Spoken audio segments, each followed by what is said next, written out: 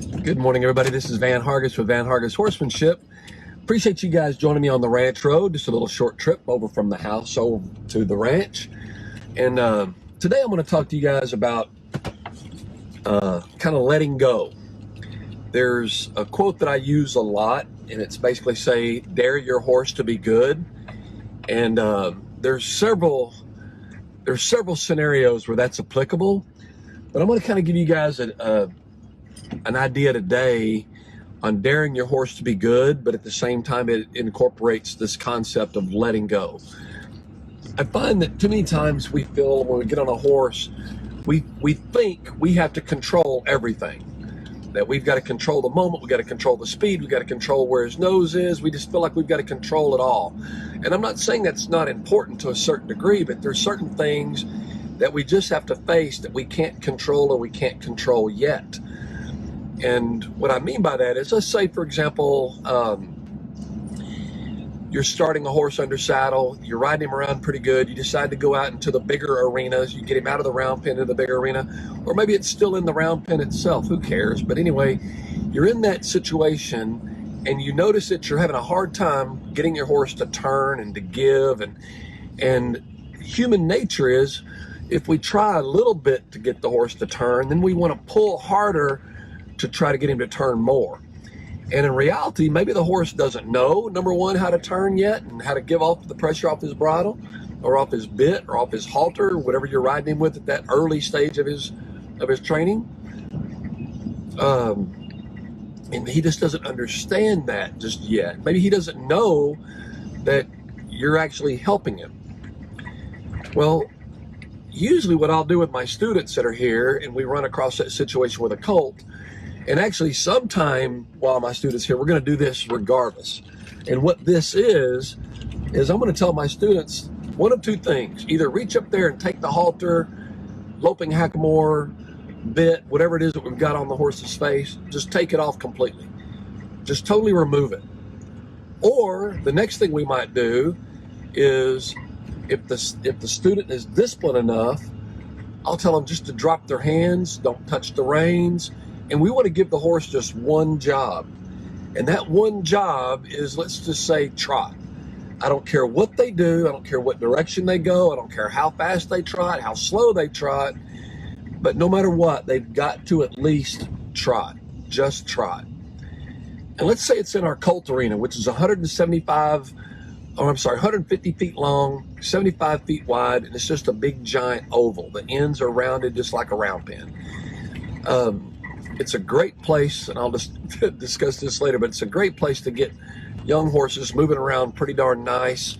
But nonetheless, let's say they're in that pen, and I'll have those students drop their hand and do not touch this horse.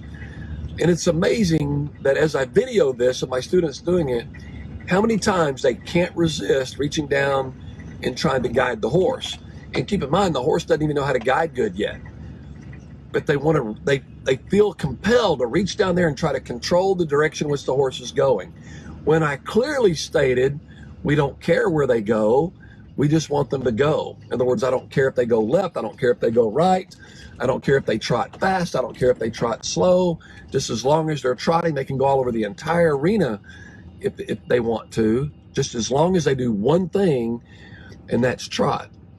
And what we'll notice in the very beginning is the colts literally trotting and usually kind of making the same pattern. Let's say they know where they came from, so they go around that gate. They'll just go trot away and they'll come back to the gate. Trot away, come back to the gate.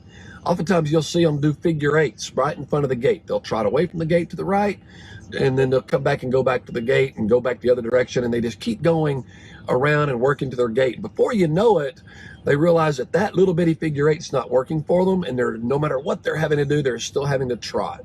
Meanwhile, I encourage my student to continue to let go. Don't touch the reins. Just let go. Just ride the horse. And then as a result, before you know it, the horse's ears in the beginning are forward, like, hey, I'm going to go over here. I'm going to go over here. Let's go over there. Sooner or later, the horse is going to run out of ideas. They have no idea where they're going. And their ears will come back to us as if to say, would you please help me? I don't know what I'm doing up here. And that's when I want the student to really sell that point home, just kind of keep the horse going until the ears are back listening to the rider, as if to say, I'm lost.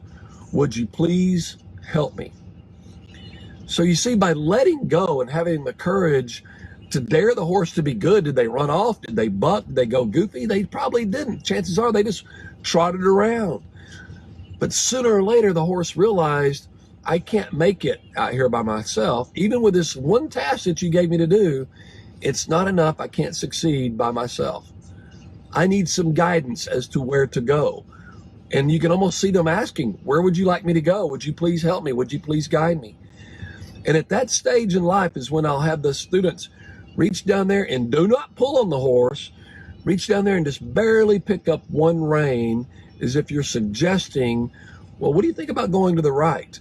And it's just amazing to watch that when you let go and you do nothing more than later after, in this case, the horse, or in some cases, the student, ask, could you give me a suggestion? And because they desperately need the suggestion, they're wanting the suggestion, you very lightly pick up that one hand and you don't pull on the bit, you don't pull on the halter, you don't pull on the loping hackamore. In other words, whatever you're riding them with, don't pull on it. You just let them feel the weight of the rein and just let that be a suggestion that you want them to go to the right. And I'll kiss your big toe if that horse doesn't just follow that loose rein going to the right. When that happens, just immediately, as soon as the horse commits to the right, let go. Yes, I said it again. Let go. And just have the horse do that one task all over again. And just let them trot. Trot, trot, trot, trot, trot, trot. When those ears come back to you again and they say to you, I've lost it again, would you please help me? Then maybe pick up the left rein and help them find the way to the left. But don't pull on them. You just make the suggestion. Before you know it, the horse realizes that he can't do it by himself. He needs leadership. And when he asks for the leadership, we're going to very quietly give him that very quiet, very subtle leadership that great leaders do. Great leaders hardly ever tell us what to do. They set us up to be successful. They let go. They give the opportunity for us to do it. And then from time to time, they'll make those very subtle suggestions that keep us going forward and keep us being successful. So what I'd really encourage people to do is dare your horses to be good. Dare yourself to let go and realize how little control we really have in the beginning. But when you realize that you don't need that much control, you're actually ending up being much more successful, much happier, in a lot of cases, a lot less stressed. So learn to let go, learn to dare your horse to be good. Appreciate you guys joining me this morning on the trip over to the ranch on the ranch road. Until next time, this is Van Hargis with Van Hargis Horsemanship.